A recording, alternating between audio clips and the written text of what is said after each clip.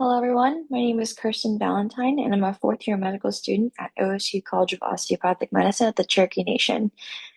I'll be presenting this case in collaboration with medical student Alex Baldridge and doctors Muse and Payne at Stillwater Medical Center. So to begin, our case starts with a female patient who presented to the ED for paralysis to all of her extremities. Her family was at the bedside, and they said she'd been extremely weak. She had decreased strength to all of her extremities on exam, but was oriented times three. Her heart sounds revealed bradycardia, and the rest of her exam was unremarkable. Initial labs revealed a potassium of 1.5, which is extremely low, and was not rising as expected after repeating and repeat labs. We began to explore causes of her potassium being so low with differentials that included hyperthyroidism, thyrotoxicosis, GI loss, Conn syndrome, chronic corticosteroid intake, exogenous insulin use, diuretic use, medication side effects, and anorexia. As differentials began to be ruled out and potassium was still not elevating, we began a working diagnosis of renal tubular acidosis. Renal tubular acidosis, or RTA, is a disorder where the kidneys don't filter out acid, the blood, into the urine appropriately, resulting in acidosis. There are different types, however, all are most commonly associated with autoimmune conditions or adverse effects of medications. While this workup was ongoing, we ended up ordering further imaging of her abdomen, which revealed an ovarian teratoma. Ovarian teratomas are a type of germ cell tumor composed of somatic tissue, usually foreign to the anatomic site they're in, with 95% of them being benign.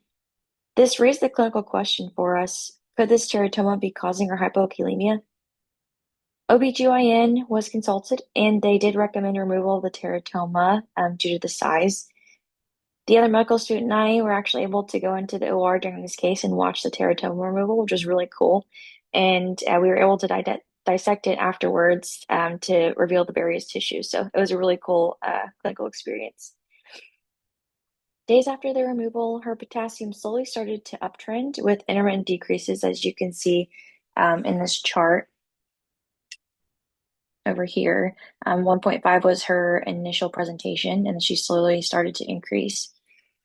Um, she had been following up in Stillwater's outpatient resident clinic, and her potassium has remained stable.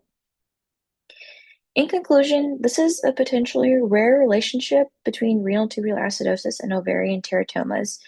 There has been evidence that teratomas have been associated with the nervous system, such as autoimmune encephalitis, but there's very little evidence out there revealing a relationship with the renal system.